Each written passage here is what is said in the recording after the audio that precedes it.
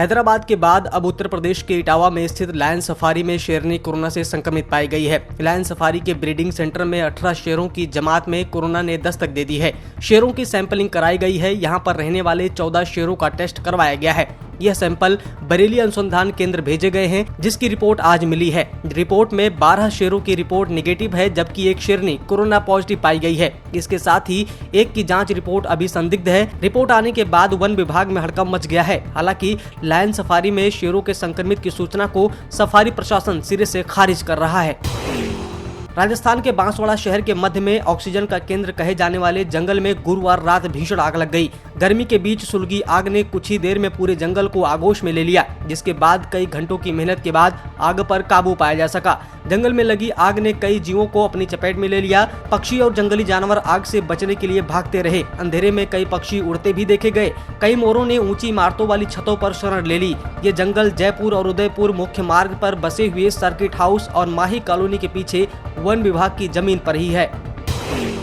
देश में जानवरों में कोरोना संक्रमण मिलने के बाद यूपी के सभी चिड़ियाघरों में चिड़ियाघर प्रशासन अलर्ट हो गया है। अब शेर, बाघ और तेंदुओं की कोरोना वायरस की जांच कराई जाएगी। इसके साथ ही किसी भी अनहोनी घटना से बचने के लिए यूपी के सभी चिड़ियाघरों और पक्षी विहारों में जीवों की हरकतों पर निगरानी शुरू कर दी गई है।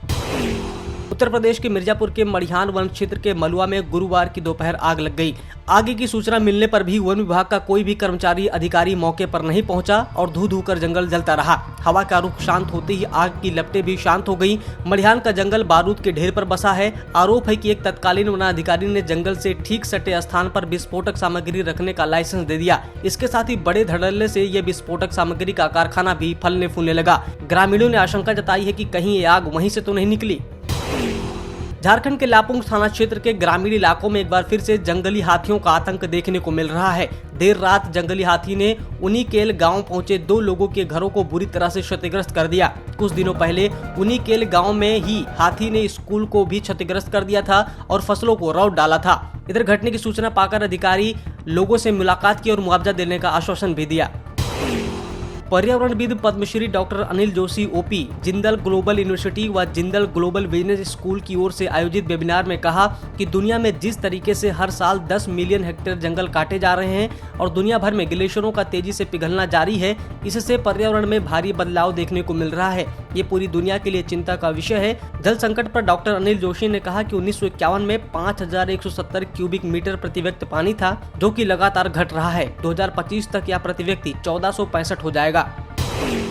कोरोना महामारी के बीच निजी व सरकारी अस्पतालों के साथ ही शमशान घाटों के आसपास बायोमेडिकल वेस्ट, पीपीई किट और मास्क फेंके जाने पर प्रदूषण नियंत्रण बोर्ड ने कड़ी नाराजगी जताई है। इस संबंध में पीसीबी ने सभी मुख्य चिकित्सा अधिकारियों को कड़ा पत्र लिखा है। प्रदूषण नियंत्रण बोर्ड के सदस्य सचिव के पत्र के अनुसार कोरोना महामारी के बीच अस्पतालों से निकलने वाले बायोमेडिकल वेस्ट के निस्तारण का किसी प्रकार से लापरवाही न की जाए और जो भी अस्पताल नियमानुसार बायोमेडिकल वेस्ट के निस्तारण में लापरवाही बरत रहे हैं, उनके खिलाफ पर्यावरण संरक्षण अधिनियम की धारा के तहत कार्रवाई की जाएगी। स्वास्थ्य मंत्रालय की तरफ से जारी किए गए ताजा अपडेट के मुताबिक बीते 24 घंटे में नए मामले 4,14,188 सामने आए। पिछले 24 घंटे में मरने वालों की संख्या 3,915 है। बीते एक दिन में ठीक हो चुके मरीजों की संख्या 3,31,507 है।